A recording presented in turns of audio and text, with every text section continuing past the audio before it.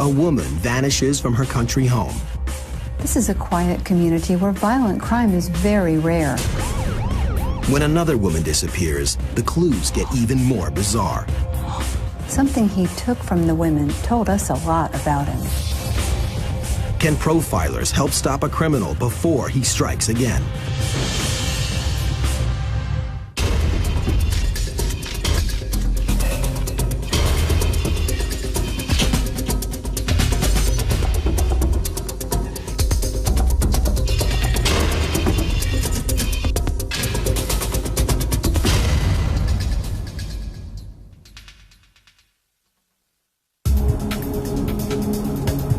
Walker, a rural county in northwest Georgia, a place where everyone knows each other by name. Then, early one evening, the sheriff's office gets a call from a desperate resident. I received a call from Joe Gilbreth. He had returned home from work and found that his wife was missing. There was a 2-year-old daughter left alone in the residence. First thing we did was check the house, check the area around the house. I didn't find any signs of Nakia Gilbreth whatsoever. Deputies look in the driveway for Gilbreth's car. It's gone. We didn't know if Nakia Gilbreth had simply gotten her vehicle and drove away somewhere, or if somebody had driven her vehicle away from the residence. But Gilbreth's husband tells the officers that she would never leave her toddler alone voluntarily. Detectives search for signs of a break-in or forced entry. All the windows were secure. There was no pry marks or any forced entry into the residence. But inside, investigators find ominous signs. The phone cord was actually broken and ripped from the wall itself. Then, in the bedroom, deputies make a strange discovery. After finding that a comforter was missing from the bed, we began to look through all the drawers, closets. We found that one drawer was completely empty. The entire drawer full of Nakia Gilbreth's undergarments were missing. Investigators put a statewide Be on the Lookout, or BOLO, for Nakia Gilbreth and her vehicle. Be on the lookout for a blue Oldsmobile. At that point, we felt we no longer were working a missing persons case, but instead probably a kidnapping.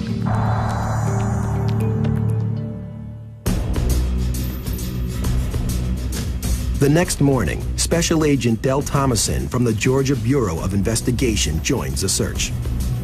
It was crucial that we try to find this lady as soon as possible. We need to hit every logging road, any place that the vehicle may be driven into. We brought in more agents. Citizens in the community got involved, horseback, and also foot searches.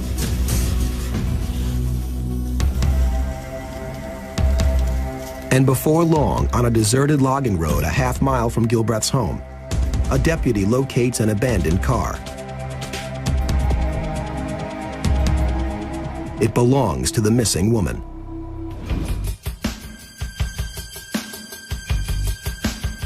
When a crime scene investigator processes the car, he finds some clues.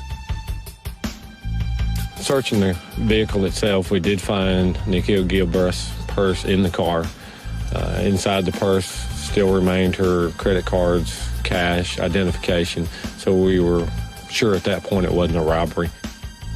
The driver's seat was in the far back position or the rear position. But Nakia Gilbreth is average height. She's 5'5" tall. This indicated to us that whoever drove that vehicle was a very large, very tall person, much larger or much taller than Nakia Gilbreth was. Then Detective Bedford spots something. We did find a second set of tire tracks. They were different, indicating that there was a second vehicle that had been pulled up in there. And next to the tracks, footprints. But they're too big to belong to Gilbreth. Detectives follow the trail. We were able to walk through the woods in some paths that actually led up through the woods to the back of the Nakia Gilbreth residence. The tracks have led investigators to a conclusion. When we felt that happened was that the suspect pulled a vehicle up into this logging road, got on foot, walked through the woods to the back of the Gilbreth residence. The suspect kidnapped Miss Gilbreth, put her in her vehicle, drove back to the suspect's vehicle, transferred her from one vehicle to the other, and then left Miss Gilbreth's vehicle where we found it. But investigators must work quickly if they have any hope of finding the missing woman alive. Hours count and clues are short. Agent Thomason knows someone who might be able to put the search into high gear. He contacts criminal profiler Dale Hinman. When I got a call about the disappearance of Nakia Gilbreth, I wanted to join the investigation to see if we could work together as a team and determine what happened to her and what type of person in this community would commit this type of crime. And when Agent Hinman reviews the case, a few things stand out. From all accounts, Nakia Gilbreth was a fighter. She wouldn't have left her daughter alone. So the kidnapper probably ripped the phone cord out of the wall and used it to bind her, and used the comforter to carry her out of the home. But of all the evidence, it's the missing underwear that tells Agent Hinman the most about the kidnapper. We've often seen individuals who burglarize homes and steal the victim's undergarments. But what was so unusual about this case was that he abducted the victim and he took her undergarments. This told us a lot about the type of person he was. What does the missing underwear tell Agent Hinman about Gilbreth's kidnapper?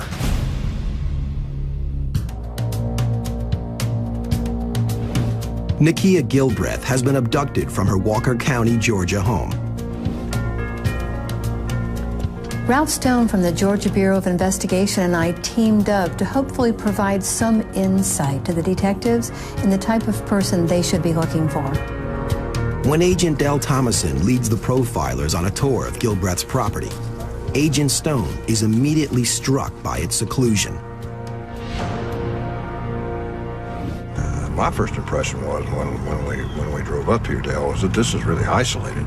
You have to be driving on this road to want to come here. This road only leads to these people's home. So it sounds like the offender probably has been here in the past. He wasn't just out driving around and happened upon this residence, and he's probably somebody who's local and familiar with this area.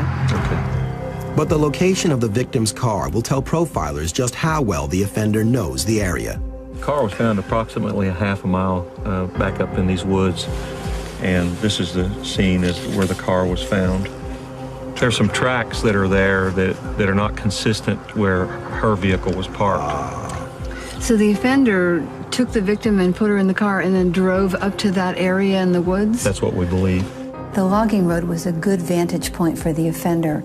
He would have been able to see when the victim's husband left for work and that she would be there alone. This suggested he was stalking her. But did the stalker plan to abduct his victim? He doesn't come to the house prepared to commit the crime because he's using a phone cord and a comforter that belong here in the house. And if he had thought this through really well, he would have brought something to tie her up with and something to wrap her up with. Perhaps it's his first crime. But if the offender didn't come prepared to take the victim, what did he come for? We've learned that there's underwear missing from inside the house that belonged to her. Her lingerie could represent a fetish item to him, and it could be just as attractive to him as she is. This is the way you can link, past or future events to this woman. If the offender had taken one or just a few of the victim's personal items, that would suggest a trophy to us. But the taking of all of the undergarments brought on a whole different meaning.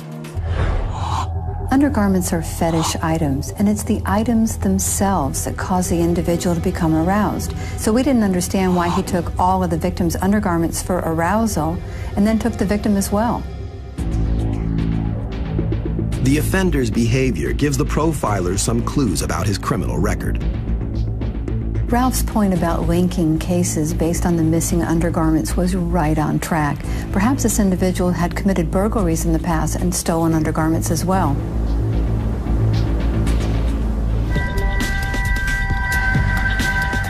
Then, an emergency call comes in. A woman's body has been found on a ridge. We found a female who had been there for a couple of days. The physical description of the body matched that of Nakia Gilbreth. This investigation has now turned into a kidnapping and murder investigation. A special agent inspects Gilbreth's body to find out how she died. We saw that we had ligature marks on both her hands and feet. There was some wadding of some type of material pushed down in her mouth. We found that it was in fact an industrial type paper towel. Cause of death was asphyxiation. And that's not all. There are some indicators that there has been a sexual assault. We didn't know if the offender planned to kill the victim all along or if she asphyxiated when he was putting the paper towels in her mouth to muffle her screams. But based on the evidence at the victim recovery scene, we knew this individual was a sexual offender.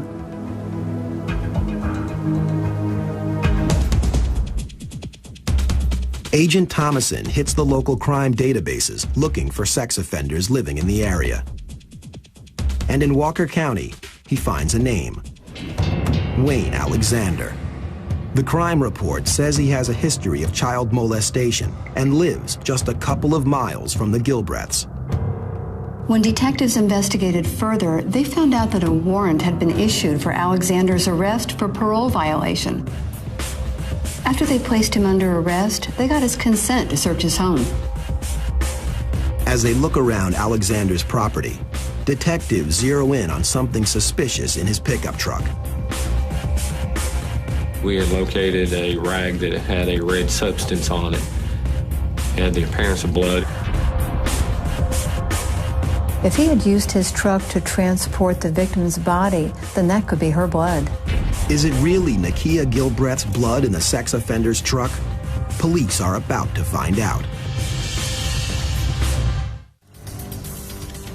Police have found potential blood evidence in child molester Wayne Alexander's truck.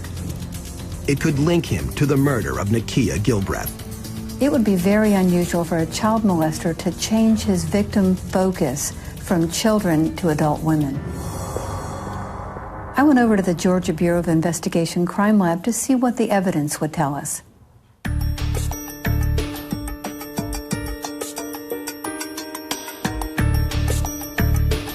The first test that I'm going to do on this is just to see if this stain is in fact blood. If one changes to green and one changes to pink, then we know that we've got blood. It's positive. But further analysis leads to a disappointment. The blood on this mat is blood of non-human origin. It turns out that the blood sample is from a snake. Living in the country as we do, I didn't think that was unusual. On occasion, people would skin a snake and maybe even eat the meat. The evidence clears Wayne Alexander. The killer is still out there.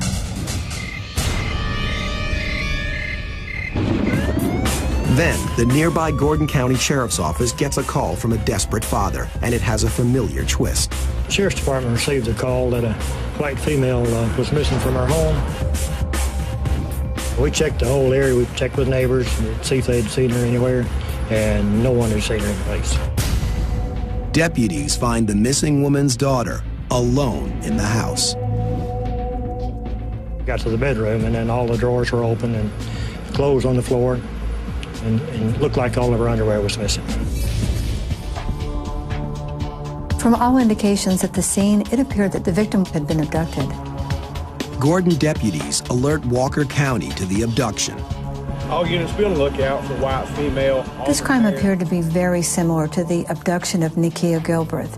The victim was very similar in age. She was home alone with a child. The child was not injured when the victim was abducted, and this victim's undergarments were taken as well. 911, what is your emergency?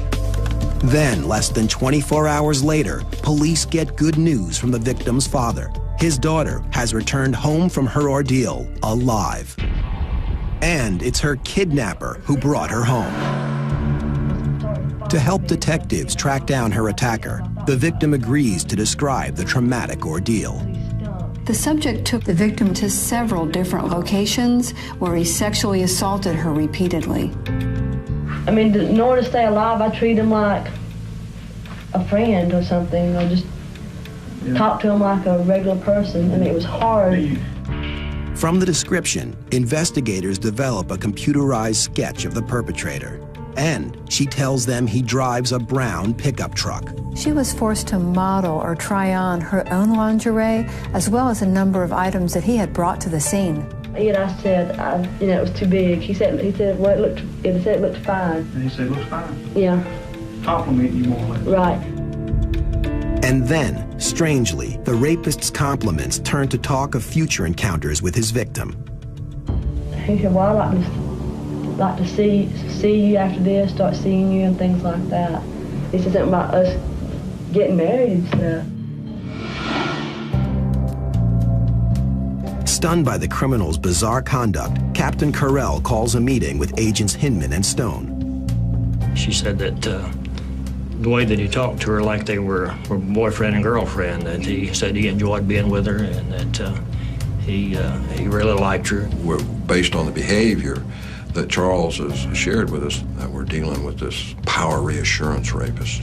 And the more common name is the gentleman rapist, that once he has acquired the victim and gotten her under control, he becomes very nice and tries to, in his mind, turn what for her is a terrifying rape incident into a date with the victim.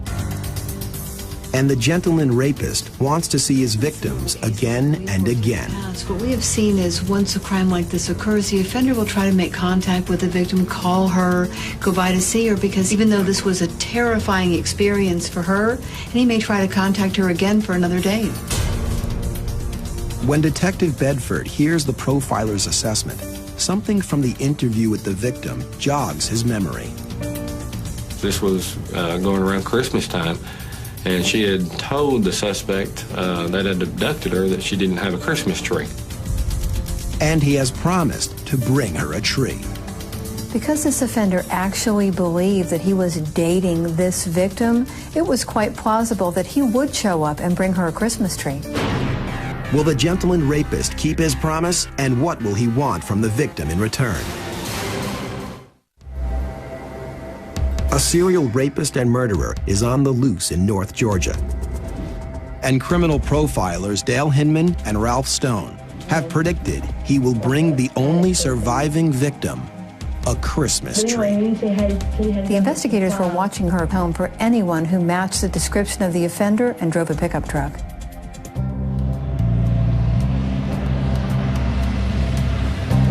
Then, incredibly, the suspect follows through with his promise. The suspect came back and actually dropped off a Christmas tree at her house in the front yard. Investigators were able to obtain the tag number from the pickup truck.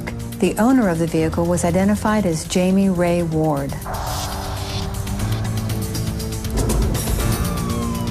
Investigators mobilize quickly. They get a warrant to search Ward's house.